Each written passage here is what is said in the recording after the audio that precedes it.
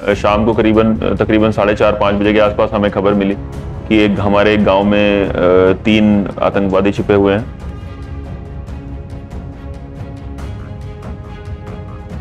ऊपर से दूसरे कपड़े पहने, अंदर अपने हथियार छुपाए, फिर अंधाधुंध गोलियां चलाई हमारे ऊपर। उसमें हमारी बहुत मतलब किस्मत अच्छी थी, बहुत ज़्यादा मेरी खासकर। तो जैसे ही मैंने फायर करने की कोशिश की तो उसके हाथ में ग्रेनेड था, उसने फेंक दिया ग्रेनेड। तो ग्रेनेड फटने से मुझे लगे 3 स्प्लिंटर आँख के पास। जब मुझे ग्रेनेड के 3 स्प्लिंटर लगे थे तो 2 ऊपर ही फंस गए थे हड्डी में, तो वो तो डॉक्टर ने तुरंत ही निकाल दिए थे ऑपरेशन करके। और एक ग्रेनेड का टुकड़ा 6 मिलीमीटर का मेटल पीस, वो अभी अंदर मेरी आँख के अंदर है। थोड़ा परेशानी करता रहता है, लेकिन मेरी आँख अभी फिलहाल ऊपर वाले की कृपा से सब कुछ ठीक है। मैं यहाँ पर था घर में, वहाँ पर एनकाउंटर चल रहा था रात भर, और मैं यहाँ पर रात भर जग रहा था। ये सिचुएशन तो आसान सिचुएशन है। आसान मैं इसको इसलिए कहता हूँ क्योंकि सामने वाले के हाथ में हथियार है, आपके हाथ में हथियार है। अगर आपने गोली चलाई तो वो मर जाएगा, अगर आप डिले हो गए तो उसकी चलेगी, आपको होगा। ऐसा दर्जनों बार होता है जी। अचानक से घबरा कर कोई सिविलियन घर से, कोई बुढ़ा, कोई बच्चा, कोई लेडी घबरा के अचानक आपके सामने आ गए और आपके हाथ, क्योंकि उसमें आप रिएक्शन यही होता है कि कोई भी आएगा आप फायर करोगे जी, और एक अचानक से आपके सामने कोई आ जाए और आपके हाथ से फायर हो जाए, और उसमें किसी बच्चे को, किसी लेडीज को, किसी निर्दोष को, नॉर्मल सिविलियन को गोली लग जाए और आपके हाथ से वो मर जाए, तो वो एक सिचुएशन बहुत ही ज्यादा। साथियों नमस्कार, खबरीलाल में आपका स्वागत है। आज हमारे पड़ोस में हमारे खास मेहमान हमारे साथ हैं, जिनकी थोड़ी थोड़ी बाइट्स हमने ली थी और अपने दर्शकों को दिखाने का काम किया था। मेजर अभिषेक सिंह जी, जिन्होंने जख्मी अवस्था में दुश्मनों को मार गिराया, और इतना ही नहीं, शौर्य और पराक्रम का एक जीता जागता उदाहरण दिया। और सिर्फ जहाँ के आप रहने वाले हैं जिला सीतापुर ही नहीं, बल्कि पूरे देश में देशभक्ति, राष्ट्रभक्ति और क्रांति की अलग जगाई। आपका बहुत बहुत स्वागत है। बहुत धन्यवाद भैया। सर, सबसे पहले हम आपसे ये सवाल पूछना चाहेंगे कि जब आप ट्रेनिंग करते थे, आप जाते थे वहाँ पे, कभी आपको अपने सीनियर से पनिशमेंट मिली है? ये अगर आप जाएं सेना में, पनिशमेंट तो नहीं कहते हैं इसको, एक ट्रेनिंग का हिस्सा ही होता है, लेकिन हाँ एकेडमी का जो पूरा शेड्यूल होता है जी, 1.5 साल की ट्रेनिंग का, उसमें ज़्यादातर हिस्सा इसका एक सीनियर की तरफ से, जैसे हम बात करते हैं जैसे कभी कि कॉलेज में रैगिंग होती है, स्कूल्स में, कॉलेज में, अभी तो बंद हो गई काफ़ी हद तक, लेकिन एकेडमी की ट्रेनिंग बहुत अलग लिहाज की होती है। दिन के टाइम जो शेड्यूल होता है हमारा, उसके हिसाब से ट्रेनिंग चलती है। बाकी बचा हुआ टाइम जो होता है, क्योंकि समय कम होता है और ट्रेनिंग में बहुत सारी चीज़ें होती हैं, और ज़्यादा इंपॉर्टेंट मिलिट्री ट्रेनिंग में क्या होता है भैया, फिजिकल ट्रेनिंग से ज़्यादा मेंटल ट्रेनिंग, जो टफनेस होती है, उसकी ज़्यादा रिक्वायरमेंट होती है जी। तो इसलिए एकेडमी में सीनियर का बहुत बड़ा रोल होता है। और हाँ, बेशक आपको फिजिकली, मेंटली एकेडमी अलग तरीके से तैयार करती है, जिसमें सीनियर आपको फिजिकल भी पनिशमेंट, आप पनिशमेंट बोल लीजिए उसको या ट्रेनिंग बोल लीजिए, फिजिकल पनिशमेंट, मेंटल आपको वो करना, कंडीशनिंग करना, वो सब शामिल होता है। फिजिकल पनिशमेंट में आपको फ्रंट रोल्स, बैक रोल्स, और चेन्नई में ट्रेनिंग कर रहा था मैं, तो चेन्नई में जो गर्मियाँ होती हैं, वो क्योंकि वहाँ समुद्री इलाका है, तो एक बहुत ज़्यादा गर्म क्लाइमेट है वहाँ पर। तो उस गर्म क्लाइमेट में हम लोग अपना शर्ट उतार के, पूरा टी शर्ट उतार के, सिर्फ नंगी पीठ में हमें जो ये होती है अपनी, आपकी सड़क होती है ब्लैक टॉप, उस पर रोल करना, उस पर करना, सिर के बल वहाँ पर खड़ा रखना, हाथों के बल चलवाना, तो वो सब चीज़ें उसमें नहीं काउंट होती हैं कि पनिशमेंट में, बट हाँ ट्रेनिंग का ही हिस्सा है सारा कुछ। और ये सारी सीनियर चीज़ें इसको करते हैं ताकि आप एक तो फिजिकली आप स्ट्रांग हो जाते हो, क्योंकि आपको ये सब चीज़ें करने के बाद आपको दिल से डर निकल जाता है, चोट का डर निकल जाता है, दर्द का डर निकल जाता है, और जब ये सब चीज़ें झेलते रहते हो। और फौज का एक सिस्टम बहुत अच्छा जो बनाया है आर्मी का, जो एक हायरार्किकल है, उसमें क्या है कि सीनियर बाकी प्राइवेट जॉब्स की तरह या बाकी जॉब्स की तरह नहीं है। सीनियर कुछ कहना और उनका ऑर्डर देना, वहाँ पर बात खत्म हो जाती है, उसके बाद सवाल जवाब ये सब नहीं होता। तो वो उन्होंने जैसे बोला अगर कुछ करना है तो करना है, फिर आप मेंटली इसलिए आप स्ट्रांग होते जाते हो धीरे धीरे, क्योंकि आपको जो मिला है ऑर्डर आपको पूरा करना है। आप उसको रजिस्ट नहीं कर, ना ही रजिस्ट करना सिखाया जाता है, ना ही रजिस्ट कर सकते हो आप। तो मेंटली धीरे धीरे आप चीज़ों को देखते हुए, करते हुए, देखते हुए, सीखते हुए, और बाकी चीज़ें फिजिकल पनिशमेंट या फिजिकल जो एक्सरसाइजेज होती हैं, फिजिकल ट्रेनिंग होती है, उनको देखते तो आपका मेंटली भी बहुत स्ट्रांग हो जाते हो। आपका शरीर इस चीज़ को अडेप्ट कर लेता है कि चाहे जितनी मुश्किल हो, चाहे जितना कठिन हो, चाहे कुछ भी हो, मैं हार नहीं मान सकता। क्या रहता है टाइम शेड्यूल, सुबह उठना और शेड्यूल भी है ट्रेनिंग में 4 बजे स्टार्ट हो जाता है सुबह, जो ऑफिशियल मैं आपको बता रहा हूँ, जो ऑफिशियली एकेडमी का टाइम है 4 बजे स्टार्ट हो जाता है सुबह।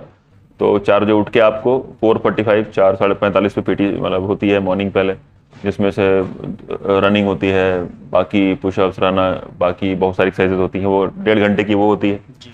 फिर वहाँ से हमें भेज कर सीधा चेंज करके फटाफट जाना पड़ता है ड्रिल ग्राउंड पे, जहाँ पर आपको मार्चिंग ड्रिल परेड वगैरह सिखाई जाती है। और उसके बाद हमारा क्लासेस दिन में चलती हैं, जिसमें पढ़ाया जाता है कि फौज के बारे में, लड़ाई कैसे, जो उसकी पढ़ाई होती है, अलग अलग हथियारों के बारे में सिखाया जाता है, उनकी फायरिंग कराई जाती है, और भी बाकी सारी टेक्निकल ट्रेनिंग पढ़ाई जाती है। फिर शाम को गेम्स होते हैं, अलग अलग गेम्स में, मतलब फौज का अभिन्न अंग है एक तरीके से खेल। तो जितने की ट्रैक एंड फील्ड गेम्स हैं, हॉकी है, फुटबॉल है, बास्केटबॉल है, वॉलीबॉल है, अपना टेनिस है, स्क्वॉश है, ये सारे गेम फौज में ज़्यादा खेले जाते हैं। तो गेम पीरियड होता है, स्टडी पीरियड होता है, और उसके बाद रात के 8 बजे तक हमारा ये शेड्यूल चलता है। और 8 बजे के बाद से लेकर सुबह 4 बजे तक का टाइम सीनियर का होता है। जी। तो वो बाकी की ट्रेनिंग के बाद फिर वो दूसरी ट्रेनिंग स्टार्ट होती है। जी। वो जो अनाउंसमेंट आपके लिए हुई जब आपको शौर्य चक्र मिल रहा था, जी उस वक्त लोगों से हम लोगों ने कहानियां सुनी, जी पेपर्स में पढ़ा है, जी न्यूज़ में देखा है, जी लेकिन हम आपसे आज उस घटनाक्रम के बारे में जानना चाहेंगे जो उस वक्त घटी, जिसके कारण आपको शौर्य चक्र मिला। क्या है उसका सजीव चित्रण करें। ये 6 जनवरी 2022 की घटना है। शाम को तकरीबन 4:30-5 बजे के आसपास हमें खबर मिली कि हमारे गांव में 3 आतंकवादी छिपे हुए हैं, जिसमें से 2 पाकिस्तानी हैं और एक वहीं का कश्मीरी, जो भी तकरीबन 2 साल पहले आतंकवादी बन गया था। वो भी कैटेगराइज अपने डिस्ट्रिक्ट कमांडर था, वो उनके भी रैंक होते हैं वहाँ पर आतंकवादियों के अपने अपने, तो वो डिस्ट्रिक्ट कमांडर था। तो 3 खुखार आतंकवादी थे, काफ़ी ट्रेंड आतंकवादी थे। हमने प्लानिंग किया पूरा, मैं ही मिशन लीडर था उसमें, तो हमने प्लान किया पूरा, अपने जो हमारे सीनियर होते हैं सीओ, उनसे अप्रूव कराया प्लान। और फिर वह प्लान के हिसाब से हमने वहाँ पर जो हमारी फौजी गाड़ियाँ होती हैं वो नहीं लेके गए हम, क्योंकि क्या होता है गांव वालों में भी कई सारे लोग होते हैं बताने वाले। तो हमने फौजी गाड़ियाँ नहीं ली, अपने कपड़े बदले, ऊपर से दूसरे कपड़े पहने, अंदर अपने हथियार छुपाए, और जो पिकअप होती हैं, हमारे छोटा हाथी होते हैं, जी, जी। उस तरीके की गाड़ियाँ पकड़ी, उनको पीछे से कवर किया जी। तिरपाल लगा के। और लगभग कितने लोग थे आप। हम तकरीबन 5 गाड़ियां ऐसे हमने तैयार की, जिसमें हर गाड़ी में तकरीबन 10 से 12 लोग थे। जी। तो तकरीबन शुरू में हम लोग 50 से 60 लोग इस तरीके से उस गांव में गए, ताकि लोगों को बिल्कुल भी शक ना हो कि मतलब ये आर्मी आने वाली है। आर्मी के लोग हैं, मतलब जी जी सादा। बिल्कुल, उनको ये बिल्कुल पता ना लगे कि आर्मी आने वाली है, ताकि उनको कोई अलर्ट कर दे और वो लोग भाग जाएं। जी।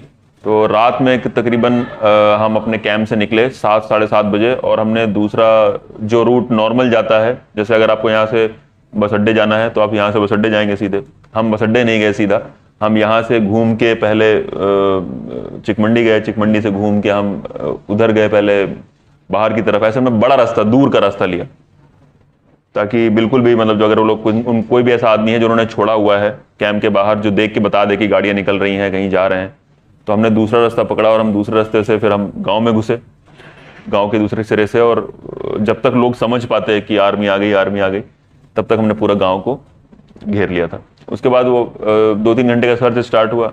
सर्च के तकरीबन 2 घंटे बाद जब उनको ये फंस गया, उनको लगा कि हम फौज आ रही है और हम भाग नहीं पाएंगे। हमें भी पता नहीं था कि इतने बड़ा घर था, उसके तकरीबन 30-40 घर थे उस गाँव के अंदर। उस मोहल्ले के, गाँव का एक मोहल्ला था टोले के अंदर, तो उसके अंदर हम ढूंढ रहे, एक एक करके घर सर्च कर रहे थे। उसमें फिर तकरीबन 2 घंटे 3 घंटे बाद जब तकरीबन 10 या 12 घर सर्च हो गए, उसके बाद तब तक अंधेरा हो गया था सारा कुछ, 8-9 बज गया, 10 बज गया था, 11। तब तक फिर उसमें एक आतंकवादी ने भागने के प्रयास में फिर अंधाधुंध गोलियां चलाई हमारे ऊपर। उसमें हमारी बहुत मतलब किस्मत अच्छी थी, बहुत ज़्यादा मेरी खासकर, और क्योंकि मैं आगे था, सबसे ज़्यादा सर्च कर रहा था और हमको पता नहीं था कि बंदे कहाँ हैं, और उसको हम दिखाई दे रहे थे, हमें वो नहीं दिख रहा था। उसने फायर किया, लेकिन मेरा बडी जो था, शुभम नाम है उसका जी उसने मुझे गर्दन से पीछे पकड़ा हुआ था, उसने खींचा मुझे, हम लोग गिर गए वहाँ पर, लेकिन ऊपर वाले की कृपा से किसी को चोट वोट नहीं लगी, कुछ लगा नहीं गोली। फिर हमें कंफर्म हो गया कि इसके अंदर टेररिस्ट हैं, और हमने दोबारा से फिर और सतर्कता के साथ में दोबारा सर्च स्टार्ट किया पूरे गांव को, मतलब उसी जगह को ढंग से, और सबको अलर्ट किया जी कि ये लोग अंदर छुपे हुए हैं और कहीं से भी फायर कर सकते हैं। तो सब लोग जो थोड़ा सा इधर उधर थे आसपास, वो थोड़ा उन्होंने अपने आप को सुरक्षित किया जी और इस तरीके से आड़ ली कि ताकि वो जरूरत पड़ने पर फायर भी कर सकें और अपने आप को सुरक्षित रख सकें। फिर ये चलता रहा सिलसिला थोड़ा टाइम तक। फिर तकरीबन रात के 1:30 बजे एक मिलिटेंट जो उसमें था, टेररिस्ट था, वो अलग, दोनों दो भागों में बट गए वो लोग, एक अलग हो गया और दो अलग हो गए, जी ताकि वो सबको मतलब कंफ्यूज कर सकें कि इधर से भी फायर कर रहे थे, उधर से भी फायर कर रहे थे, उधर से भी फायर कर रहे थे। तो सबको लग रहा था कि मेरी तरफ है, उसको लग रहा था मेरी तरफ है, उसको लग रहा था मेरी तरफ है। वो भ्रमित जी करने का भ्रमित करने के प्रयास कर रहे थे वो, लेकिन उनका प्रयास सफल हो नहीं पाया, जी क्योंकि हमने भी काफी सारे ऑपरेशन किए हैं, तो हमें पता है कि टेररिस्ट कैसे रिएक्ट करते हैं फंसने के बाद। तो एक उसमें से पाकिस्तानी रात में ही खत्म हो गया, मार गिराया गया उसको, और बाकी जो बच गए उसमें से एक लोकल जो था और एक पाकिस्तानी था, वो रात भर फायर करते रहे, और सुबह के प्रयास में थे कि जब सुबह होने वाली होगी तब वो निकलने का, भागने का प्रयास करेंगे दोबारा, लेकिन वो प्रयास भी उनमें सफल नहीं हुआ। और अंत में जाके वो दो घर थे बड़े, उनके बीच में संकरी सी छोटी सी जगह थी, गली जैसी, उसमें जाके छुप गए। अब उस गली में हम कुछ कर नहीं सकते थे, क्योंकि कोई भी फायरिंग जो हम करते थे वो घरों पे रह जाती थी, वो गली तक गोली पहुंच नहीं पाती थी। जी तो तकरीबन सुबह 9:30-10 बजे के आसपास फिर मैंने अपने सीनियर सीईओ को रिक्वेस्ट किया कि सर ये हम रात भर बैठे रहेंगे यहाँ पर, ये कुछ होगा नहीं, और फिर रात में भागने का तैयारी करेंगे। मैंने अपनी 2 लोगों की टीम सीईओ को बोला कि सर मैं 2 लोगों की टीम लेके जाना चाहता हूँ, 2 और 4 लोग टोटल, और मैं इसको सामने से मार के आना चाहता हूँ ताकि ये खत्म हो जाए। मतलब पूरा रात ना, 2 दिन ऑलरेडी हो गए हैं। सीईओ ने पहले मना किया क्योंकि खतरा बहुत ज़्यादा था, पाकिस्तानी टेररिस्ट थे और बहुत ज़्यादा ट्रेंड थे, बट फिर भी मेरे बार बार कहने पर सीईओ मान गए और उन्होंने बोला कि ठीक है, अपना अपनी टीम रेडी करो और आप जाओ और थोड़ा सा ख्याल रखना। जब मैं गया अपनी पार्टी लेकर, 4 लोग हम गए, मैं और मेरा बडी और एक और 4 लोग गए उसके अंदर। जी तो मैं उसको लीड कर रहा था। तो जैसे ही गली के पास हम पहुंचे और मैं अंदर देखने की कोशिश की, तो बंदे दिख गए मुझे, बैठे हुए थे। एक के पैर में गोली लगी हुई थी, तो नीचे बैठा हुआ था वो, और एक उसके साथ में खड़ा हुआ था। तो जैसे उसकी नज़र भी पड़ गई हमारे को, सुबह उजाला हो गया था तो उसकी नज़र पड़ गई हमारे ऊपर। तो जैसे ही मैंने फायर करने की कोशिश की तो उसके हाथ में ग्रेनेड था, उसने फेंक दिया ग्रेनेड। जी तो ग्रेनेड फटने से मुझे लग गए 3 स्प्लिंटर आँख के पास। बट उस समय वो जोश होता है, प्लस आप धड़क रहा होता है दिल बहुत तेज, तो पता नहीं चलता है चोट वोट का कुछ। तो वो मुझे चोट लग गई, मुझे पता नहीं लगा। फिर हमने थोड़ा सा जब धुआं छटा उसका ग्रेनेड का, तो हमने जब देखा दोबारा था तो हमने फायर किया, और फिर वो 2 टेररिस्ट वहीं पर मारे गए। जी मारने के बाद जब हम उनको देखने के लिए गए आगे के लिए उनका करने, तब मेरे बडी ने मुझे देखा जब, तो बोला कि साहब आपको खून आ रहा है। मेरा ब्लड वगैरह था उस समय, पूरा आँख पूरी भर गई थी। फिर मुझे वहाँ से निकाला गया और इस तरीके से पूरा ऑपरेशन कंप्लीट हुआ। जानकारी प्राप्त हुई कि जब आप अपने क्षेत्र में अहमदाबाद वापस आए, जी तो ग्रेनेड का अब भी एक जो पार्टिकल है, सूक्ष्म पार्टिकल है, जी, वो जी। आपकी आंखों में है।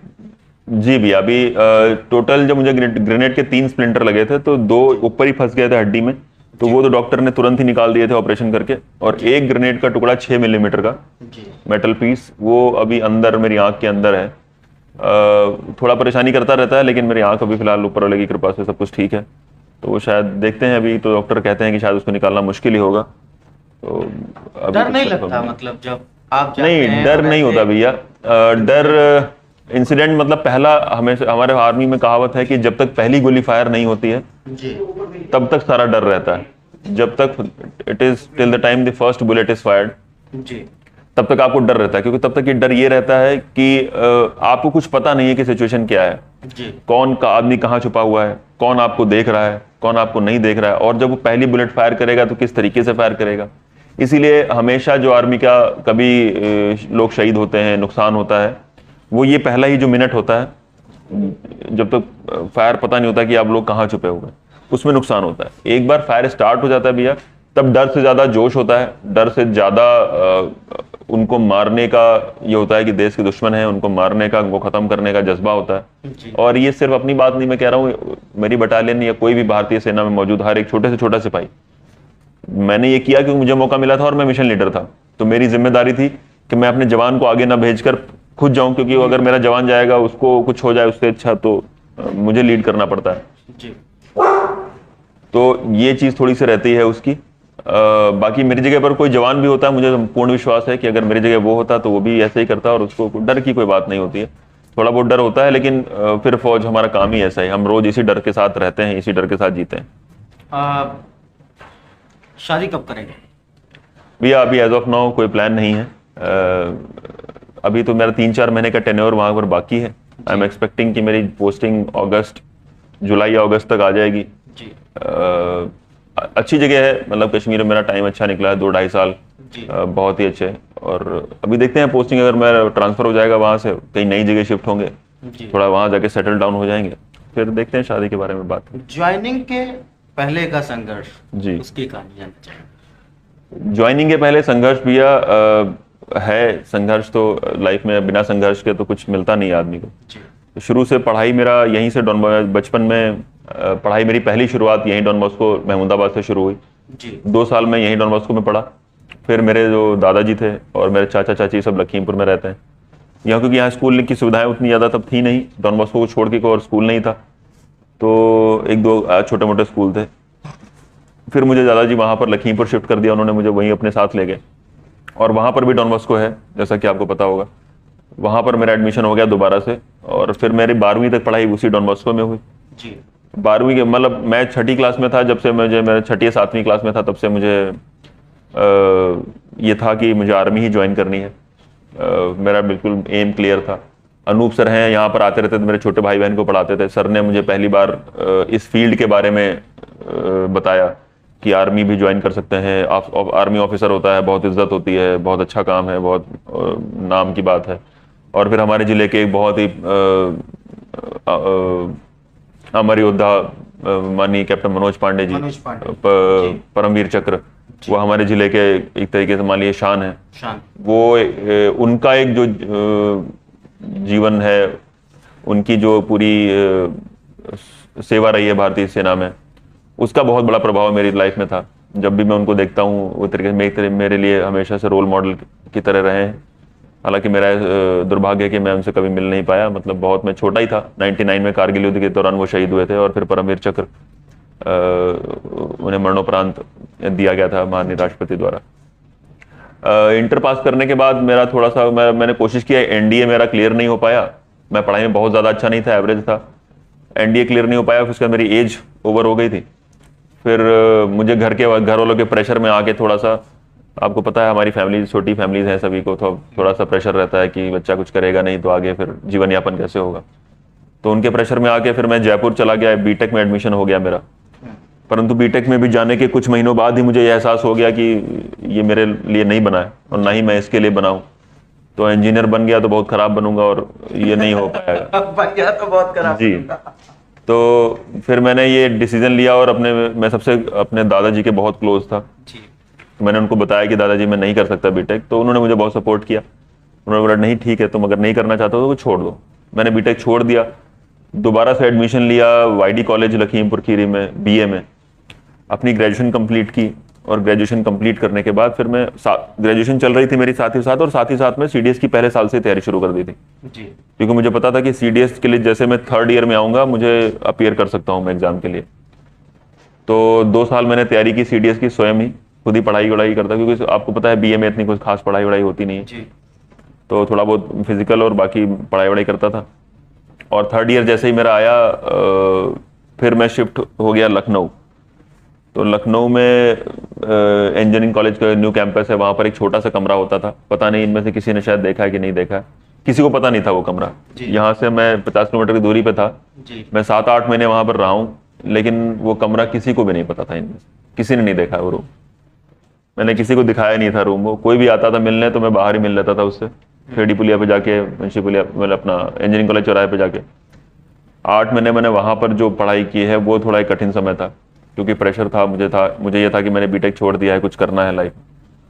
तो बट भगवान की कृपा ठीक थी, उसमें मैंने पहली बार एग्ज़ाम दिया, पहली बार में रिटर्न मेरा क्लियर हो गया। फिर एसएसबी दिया मैंने, फिर बाधाएं धीरे धीरे आती जा रही थी, मुझे लगा कि अब निकल गया, अब हो जाएगा सब कुछ, बाधा क्लियर हो जाएगी। एसएसबी आई, तो एसएसबी में हमारे 4 सेंटर हैं। एसएसबी हमारा इंटरव्यू होता है 5 दिन का आर्मी का, तो उसमें 4 सेंटर हैं। उसमें सबसे कठिन सेंटर जो होता है वो इलाहाबाद है।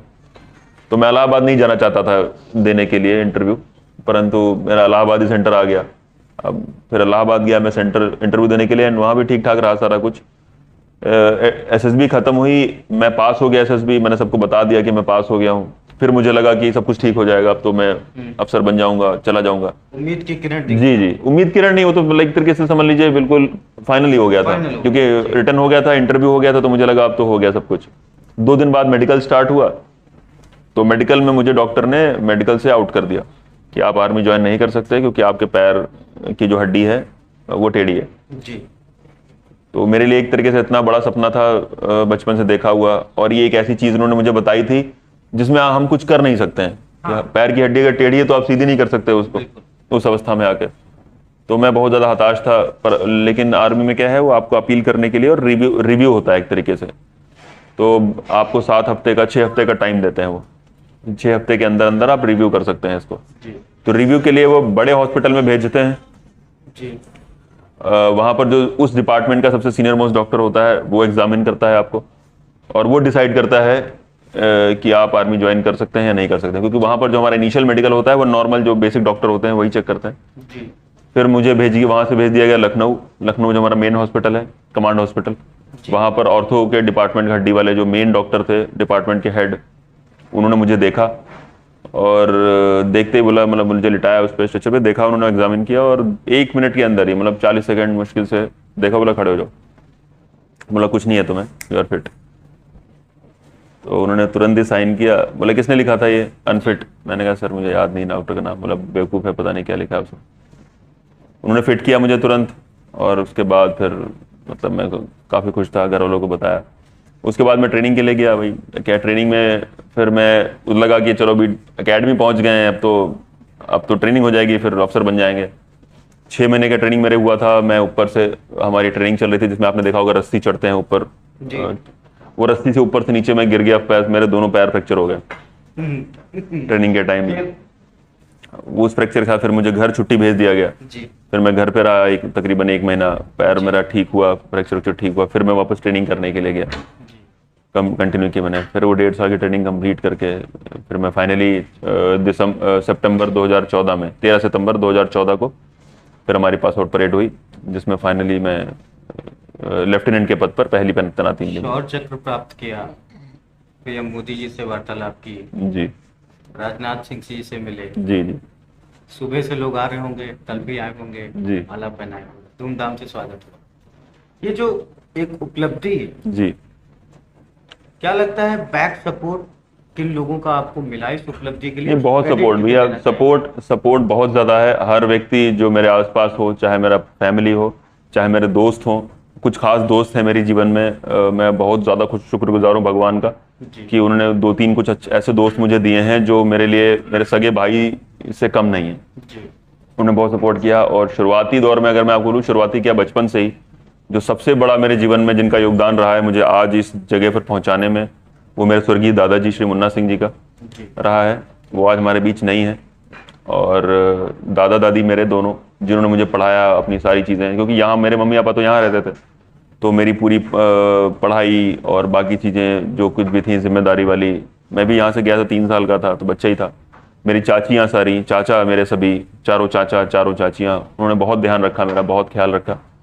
कभी मुझे ऐसा नहीं लगा, महसूस नहीं हुआ कि मैं मतलब अपने माँ बाप के साथ नहीं रह रहा हूँ। आज भी मतलब मैं कभी घर जाता हूँ या जब मैं ट्रेनिंग के लिए जा रहा था, तो मेरी सारी चाचियाँ मुझे पकड़ पकड़ के इतने सारी रोई थी खूब। तो वो उनके साथ बहुत ज़्यादा अपनत्व वाला भाव है, बहुत ज़्यादा अच्छा उनके साथ लगा। तो पूरा परिवार, मेरा पूरा जॉइंट फैमिली है, सभी लोग, चाचा लोग कल थे, आप मिले थे सभी से। तो सबसे बड़ा उनका ही एक योगदान मेरे जीवन में है। मेरे भाई बहन सभी, मेरी बड़ी बहन स्पेशली, मैं उनसे बहुत क्लोज हूँ। तो उन्होंने भी हमेशा मेरे को बहुत सपोर्ट किया है हर जगह पर, चाहे पढ़ाई के लिहाज हो, कभी मुझे भरोसा रखा सब लोगों ने। क्योंकि ये चीज़ ऐसी होती है भैया, कि एनडीए सीडीएस में ओवरऑल इंडिया एग्जाम होता है जी। और ओवरऑल एनडीए में सीडीएस में लगभग 270-280 सीट्स होते हैं, जी 250-300 सीट्स होते हैं। तो 10 करीब तकरीबन 12-13 लाख लोग एग्जाम में अपेयर करते हैं जी और 12-13 लाख लोगों में से फिर फाइनली 250 लोगों का होता है सिलेक्शन। जी तो रेट ऑफ सिलेक्शन बहुत ही कम है। तो मेरे घर वाले लेकिन मेरे को कभी प्रेशर नहीं किया कि नहीं होगा, ऐसे नहीं होगा, वैसे नहीं होगा। हमेशा मुझ पर भरोसा रखा कि अच्छा ठीक है तुम कर लो, अगर तुम्हें लगता है तुम मेहनत करते रहो, हमारी तरफ से जो सपोर्ट होगा वो बना के रखेंगे। बाकी मेरे 1-2 दोस्त हैं जो लखनऊ में मेरे साथ रहते थे, बचपन से नर्सरी से मेरे साथ पढ़े हैं जी 12वीं तक। उसके बाद लखनऊ में भी हम साथ रहते थे। उसमें से मेरा एक दोस्त है सित, वो अभी लखनऊ में ही पुलिस में सब इंस्पेक्टर के पद पे तैनात है। जी और एक दोस्त है अपूर्व, वो चंडीगढ़ में सॉफ्टवेयर इंजीनियर है। जी और विवेक है एक दोस्त जो भारतीय रेलवेज में काफ़ी अच्छे ऊंचे पद पर आईएएस ऑफिसर है, वो तैनात है उधर। तो ये 3 लोग ज़्यादा खासकर, बाकी सभी सारे दोस्तों ने भी, बस ये 3 लोगों ने मुझे बहुत ज़्यादा सपोर्ट किया है हर तरीके से। एक फौजी जब जंग के लिए निकलता है तो उसके दिमाग में रहता है कि फैमिली भी याद आती होगी, टारगेट भी याद आता होगा, भारत माता की शान भी याद आती होगी। जी क्या मनोस्थिति रहती है इसमें? बिल्कुल भैया, मतलब ये तो होता ही है। फौजी मनोस्थिति तो मतलब बहुत ज़्यादा डिलेमा होता है कि आपको डर की एक स्थिति रहती है, बिकॉज आप किसी अपनी ड्यूटी भी आपको करनी है। और खासकर अगर आप किसी ऑपरेशन में जा रहे हैं जिसमें आपको ये पता है कि खतरा हो सकता है। जी और खतरा की बात जब मैं करता हूँ तो फौज के अंदर तो आपको पता है खतरे का मतलब क्या है। खतरा मतलब जान का खतरा ही होता है जी। कि एक छोटी सी गलती या छोटा सा हुआ और फिर जान ही जाती है सीधे आदमी। तो डर तो होता ही है, माँ बाप की चिंता होती है, एक बार ख्याल आता है कि क्या होगा, कैसे होगा, अगर कुछ हो गया तो क्या होगा। लेकिन भैया आर्मी की नौकरी ऐसी है, जॉब ऐसी है, ट्रेनिंग हमारी ऐसी की जाती है कि हमारी जो पहली प्रायोरिटी होती है, चाहे किसी भी रैंक में हो, चाहे मैं ऑफिसर हूँ, चाहे मेरे नीचे जवान हैं, जेसीओज हैं, प्रथम जो प्रायोरिटी आती है वो अपना काम ही है। जो ड्यूटी हमें मिली है, चाहे जो ऑपरेशन मिला है, जी वही है, उसको ही पूरा करना पड़ता है। इसी के लिए हमें जब हमारी पास आउट परेड होती है तो कसम दिलाई जाती है संविधान पे और भारत जो धरती पे कि हमें जब भी किसी भी देश समय पर देश को हमारी ज़रूरत होगी, हम उस समय सारी चीज़ें छोड़कर, रिश्ते नाते प्यार मोहब्बत सारा कुछ छोड़कर जी। हम देश का काम पहले करेंगे और बाकी सभी काम बाद में करेंगे। ऐसी कसम हमें हमारी जब पासिंग आउट होती है तब दिलाई जाती है। तो हमेशा हर फौजी के लिए वही। सबसे फेवरेट पैट्रियोटिक सॉन्ग कौन सा लगता है? मतलब कभी बैठते होंगे महफिल में दोस्तों के भैया सॉन्ग्स तो मतलब मैं सुनता हूँ अच्छे पैट्रियोटिक सॉन्ग्स, आपको पता है भैया 1-2 हैं, अभी तो खैर काफ़ी सारे सॉन्ग्स हैं। एक पुरानी, अगर सबसे पुराने सॉन्ग्स में लें तो एक वो बॉर्डर मूवी का जो सबसे फेवरेट सॉन्ग सभी का है मेरे ख्याल से, संदेश से आते हैं। और एक हाल ही में जो केसरी मूवी का सॉन्ग है जी, मिट्टी में मिल जावा। जी और लास्टली जो मुझे बहुत ज़्यादा प्रिय है सॉन्ग, मतलब उसकी लाइनें मुझे बहुत ज़्यादा अच्छी लगती हैं, जो मुझे, मैं अपने आप से उसको रिलेट करता हूँ, जी जो कल बज भी रहा था उसमें भुज मूवी का जिसकी हम बात कर रहे थे, अभी हर जगह शायद वही बज रहा है,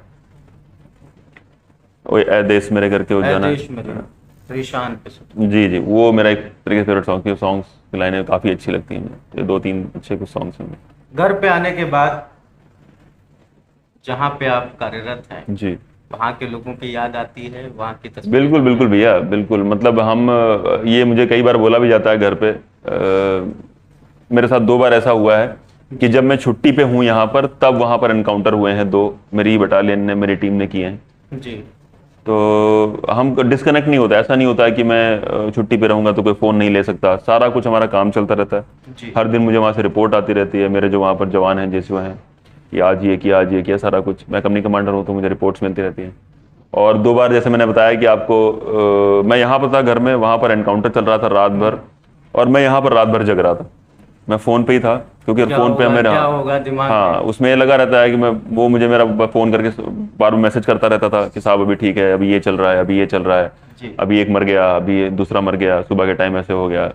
तो वो रहता है कनेक्ट हमेशा। मतलब वो एक तरीके से हम बोलते हैं, आप अगर देखें पूरे साल में 12 महीने में तो 2-2.5 महीने की छुट्टी हमें मिलती है। तकरीबन 10 महीने, 9.5 महीने, 10 महीने हम उन्हीं के साथ बिताते हैं। जी सारे त्योहार, सारा अच्छा बुरा जो कुछ भी होता है उन्हीं के साथ होता है।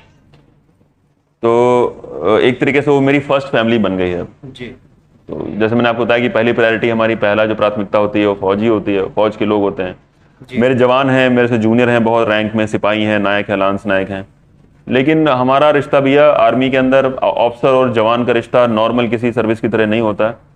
हमारा रिश्ता भाई की तरह होता है। भाई की तरह। हाँ, वो भले ही मेरे मुझसे रैंक में बहुत जूनियर है, लेकिन मेरे बड्डी ने मुझे 2 बार मेरी जान बचाई है। हम्म।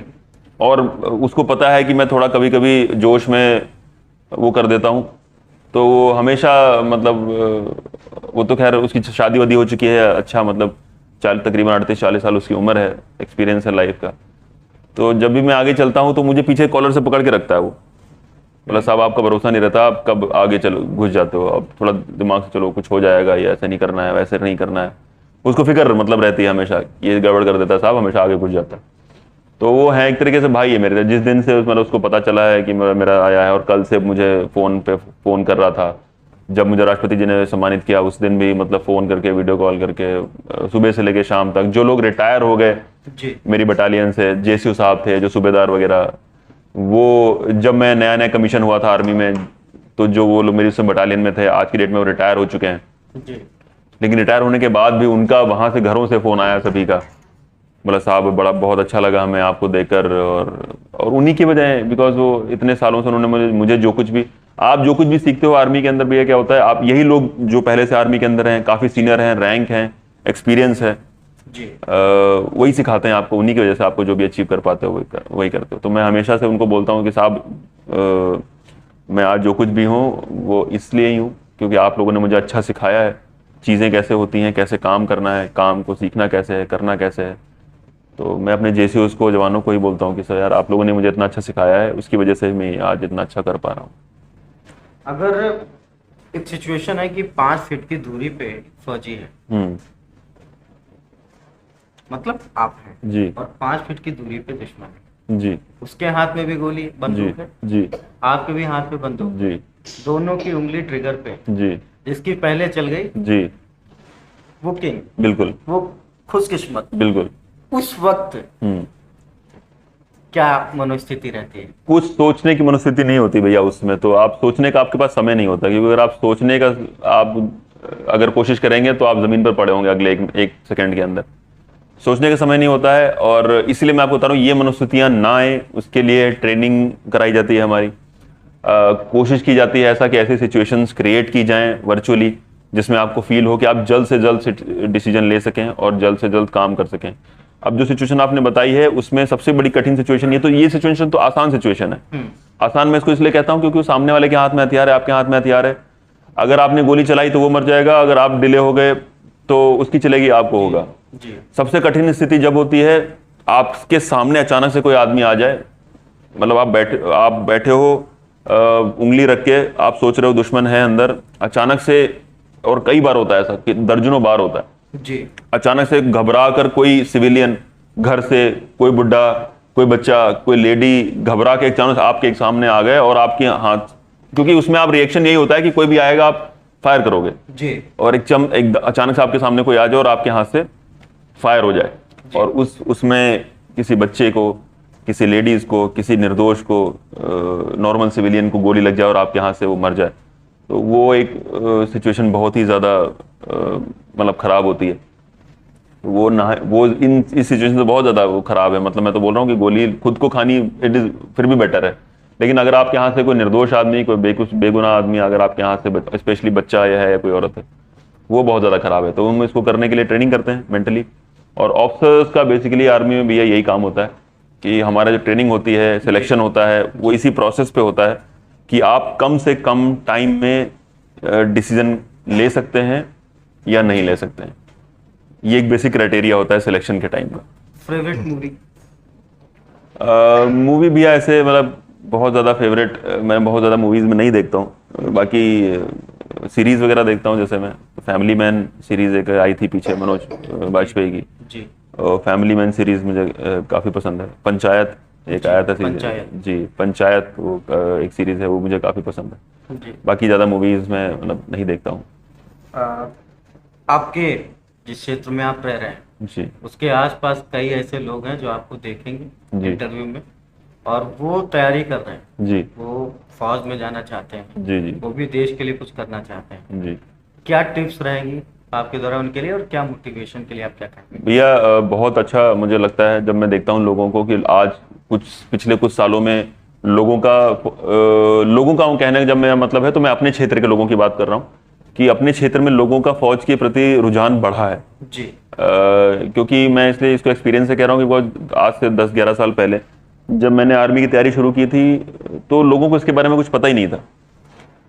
मैं लोगों से पूछता था कि एनडीए में क्या आता है, कैसे परीक्षा होती है, सीडीएस में क्या आता है, कैसे परीक्षा होती है। आज तो हमारे पास ये साधन है, इसमें हम आप डालिए एनडीए सीडीएस कुछ भी, वो आपको सारी इंफॉर्मेशन डिटेल दे देता है। जी 10-12 साल पहले ये सुविधा नहीं थी हमारे पास जी इंटरनेट की, कि सब कुछ आपके पास स्टडी मटेरियल भी है, सब कुछ है। तो पूछना पड़ता था, टीचर से पूछना पड़ता था। जो लोग थोड़ा सा अनूप सर जैसे लोग हैं या बाकी सब अनुज भैया थे, वो जो थोड़ा पहले पढ़ चुके थे, उनसे पूछना पड़ता था। फिर भी लोगों को बहुत कम नॉलेज थी, क्योंकि एनडीए सीडीए ज्यादा तो लोग नहीं देते। बीटेक सारे करते हैं तो बीटेक के बारे में सबको पता है, सीपीएमटी सारे करते थे, सीपीएमटी के बारे में सबको पता होता था। जी एनडीए सीडीएस तो लोगों को पता नहीं था कि होता क्या है। तो ऐसे करके थोड़ा थोड़ा थोड़ा थोड़ा पूछा लोगों से। इंटरनेट कैफे जाता था वहाँ, जो 2 घंटे के हिसाब से जब चलता था पहले, हाँ 20 रुपया घंटा, जी, 30 तो रुपया 20 रुपए 30 रुपए घंटा बैठता था वहां पर, सर्च करता था, जी फिर उससे रिक्वेस्ट करके 1-2 प्रिंट आउट निकलवाता था, तो वहां से लाता था, फिर पढ़ता था, फिर टीचर से पूछता था। अच्छी टिप्स भैया मैं इन लड़कों को स्पेशली ये देना चाहता हूँ कि आज मुझे पहली बात तो खुशी होती है अगर मुझसे कोई पूछता है, क्योंकि मैं अपने आप को समझता हूँ कि मेरे टाइम में इतना मुझे कोई गाइड करने वाला नहीं था। जी। आज मैं इस सिचुएशन में हूँ कि मैं लोगों को गाइड कर सकता हूँ। जी तो जब मुझसे कोई पूछता है तो मैं उसको सही सलाह देता हूँ, बताता हूँ कि कैसे करना चाहिए। अगर आप ऑफिसर बनना चाहते हो तो कैसे जाना चाहिए। अगर आप कोई, जैसे बहुत सारे लड़के आप देखेंगे जो जवान भर्ती में जाना चाहते हैं, भर्ती में रैली भर्ती जो होती है जी उसमें जाना चाहते हैं, आजकल तो अग्निवीर शुरू हो गया है, उसमें जाना चाहते हैं, तो उनको उसके हिसाब से बताता हूँ। मोटिवेशन भैया ये मेरा है कि हमेशा से सबसे पहली चीज टिप्स में ये फर्स्ट थिंग ये है कि आप अपना लक्ष्य क्लियर रखिए। कल जब मैं बात कर रहा था तभी यही कह रहा था मैं कि आपका सिंगुलर एम होना चाहिए। जी सिंगुलर एम का मतलब क्या है कि आप दिमाग में ये नहीं सोच सकते कि यार मैं इंटर के बाद एक बार सीडीएस दे के देखूंगा, एनडीए भी दे के देखूंगा, एनडीए नहीं होगा तो सीपीएमटी भी दे लूंगा, सीपीएमटी नहीं होगा तो एसएससी की तैयारी कर लूंगा। अगर आप इस माइंड फ्रेम से चल रहे हैं तो आप इनमें से कुछ भी अचीव नहीं कर पाएंगे। जी जैसे उदाहरण के तौर पर मैं कल बोल रहा था कि अगर आपको यहाँ से सीतापुर जाना है तो पहले आपको पता होना चाहिए कि सीतापुर जाना है। सीतापुर जाना, जब आप सीतापुर आपको जाना है तब आप 3 रास्ते ढूंढ, अच्छा बिस्वा से जा सकते हो, आप सिधौली से जा सकते हो, ऑप्शन तलाश, तब आप ऑप्शन तलाश हो गया। फिर आप सोचोगे अच्छा सिधौली वाला ऑप्शन ज्यादा ठीक है क्योंकि सड़क अच्छी है, जी तो आप सिधौली वाला ऑप्शन पकड़ोगे और सीतापुर पहुंच जाओगे। बिल्कुल। अगर आपको पता नहीं है सीतापुर जाना है जी तो आप कभी सीतापुर पहुंच ही नहीं सकते, क्योंकि आपका एम ही क्लियर नहीं है कि आपको जाना कहाँ है। सबसे पहले अपना एम क्लियर कर लीजिए, एक सिंगुलर, सिर्फ ये करना है तो यही करना है, वरना नहीं करना, कुछ करना नहीं है। तो तब जाके आप पूरा होल हार्टेडली, पूरे 100% शिद्दत के साथ ही उस एम की तरफ बढ़ना स्टार्ट कर पाओगे। और जब आप बढ़ना स्टार्ट करते हो उसकी तरफ, तब आपको रुकावटें आएंगी, प्रॉब्लम्स आएंगी, और आपको उन प्रॉब्लम्स का डील करना है और उनके रुकना नहीं है वहां पर। मतलब मैंने बता रहा हूँ, मैंने एनडीए का एग्जाम दिया 3 बार, नहीं क्लियर हुआ, तो मुझे हमेशा लगता था कि यार नहीं होगा लायक, शायद मैं बना नहीं हूँ आर्मी के लिए। लेकिन फिर भी एक परसिस्टेंस था दिमाग के अंदर कि नहीं यार, कुछ भी हो जाए मैं छोड़ूंगा नहीं जब तक मेरा आखिरी चांस नहीं हो जाएगा, जब तक ये नहीं हो जाएगा कि अब मैं पेपर दे ही नहीं सकता, आर्मी में जा ही नहीं सकता, ओवर एज हो गया, तब तक देता रहूंगा। तो मेरा एनडीए नहीं हुआ तो मैं सीडीएस की तैयारी करने लग गया तुरंत ही उसके साथ। और सीडीएस में किस्मत अच्छी थी कि पहली बार में हो गया। एनडीए में 3 बार एग्जाम दिया मैंने, एनडीए का एग्जाम क्लियर नहीं हुआ मेरा। तो अपना असिस्टेंस, मतलब सेम एम रखो, उसके बाद उसकी तैयारी करो, और उसके हिसाब से आपको जो भी करना पड़ता है, कुछ भी करना पड़ता है, रुकना नहीं है कहीं पर भी आपने। और एक लास्टली मैं जो चीज बताना चाहता हूँ बच्चों को स्पेशली आजकल, क्योंकि ये जितना बड़ा मोबाइल जो है हमारे लिए जितना बड़ा एक वरदान है, उससे कहीं ज्यादा बड़ा अभिशाप भी है। बिल्कुल। जैसे पहले हमारे पास नहीं ऑप्शन होते थे, तो आप क्या करोगे, कुछ नहीं करोगे, थोड़ी देर बोर हो गए, आप सोचोगे ठीक है थोड़ा पढ़ ही लेते हैं। जी। आजकल तो रील अगर स्टार्ट होती है तो उसका कोई अंत तो नहीं है। आप 2 घंटे 3 घंटे 4 घंटे 5 घंटे अगर लगातार फ्लिप करते रहोगे आप, तो लगातार चलती रहेगी, अनंत है वो, जैसे आपने बताया। तो कोशिश करें इसका सही इस्तेमाल, पॉजिटिव इस्तेमाल करें, और मतलब आपको डिस्ट्रैक्ट ना होने पाए वो अपने लक्ष्य से, उसी हिसाब से इसको यूज करो। मतलब इसको, मतलब सोशल मीडिया पे है, क्योंकि ये टाइम बहुत इंपॉर्टेंट होता है बीच का, जो आपका एज का टाइम होता है ना, जब 18 साल से लेकर 24-25 साल तक का, 26 साल का जो एज होता है आपका, बहुत ज़्यादा 4-5 साल इंपॉर्टेंट होता है।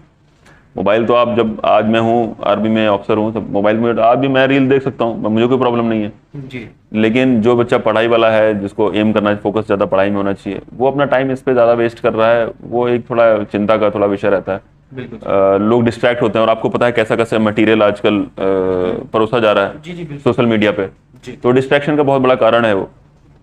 तो एक चीज़ मैं उनको हमेशा बोलता हूँ कि आप उसको थोड़ा सा अपने टाइम को ढंग से मैनेज करो, एम अपना क्लियर रखो, अपना उसको मेहनत करते रहो, और इसको जो टूल आपको इतना अच्छा मिला हुआ है स्पेशली, उसको पॉजिटिवली अगर यूज़ करोगे तो आपके लिए बहुत ही बड़ा ये एक प्लस पॉइंट साबित हो सकता है। आपने मेजर अभिषेक सिंह जी को सुना। अभी आपने कहा कि हम लोग रील्स में, यूथ जो है वो रील्स की तरफ भाग रहा है। हम लोग रियल लाइफ के जवानों को तो पसंद कर रहे हैं। अगर पैट्रियोटिक कोई मूवी बन रही है तो सलमान की है या शाहरुख खान की है, हाँ तो मतलब बहुत अच्छा है, लेकिन उसको अपने जीवन में ढालने का काम नहीं करते हैं और फैशन के पीछे भाग रहे हैं। जबकि आज भी हमारे ही अंदर भगत सिंह है, हमारे ही अंदर चंद्रशेखर आजाद है, हमारे ही अंदर बोस है। राष्ट्रभक्ति की एक अलग हर एक व्यक्ति के अंदर होनी चाहिए। आपका ये सौभाग्य है कि आप सेना में हैं, लेकिन यदि आप रोड पे पड़ा कचरा भी उठा करके डस्टबिन में डाल रहे हैं, वो भी देश सेवा है। अगर आप किसी गरीब के आंसू पोंछ रहे हैं, किसी परेशान के आंसू पोंछ रहे हैं, उसकी मदद कर रहे हैं, वो भी सेवा है। आप अपने जो भी काम कर रहे हैं, अगर उसको पूरी ईमानदारी से कर रहे हैं, तो वो भी एक सेवा है। और हर एक फौजी की जो तमन्ना होती है, देश प्रेम की होती है। आपके पास तमाम ऑप्शन रहे होंगे, आपके पास तमाम सुविधाएं रही होंगी, लेकिन उन सबसे परे होकर के आपने राष्ट्र हित का मार्ग जो चुना है, वो अपने आप में खबरीलाल की टीम आपको इस बारे में, इस संदर्भ में बहुत बहुत बधाई देती है। और आपका बहुत बहुमूल्य समय हम सभी को मिल सका।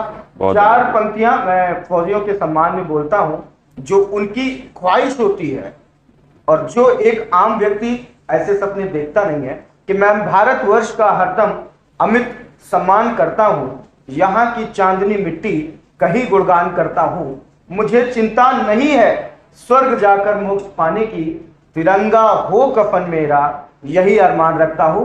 नमस्कार, खबरीलाल पे मिलेंगे जल्दी एक अगली पॉजिटिव रिपोर्ट के साथ। नमस्कार, धन्यवाद भैया।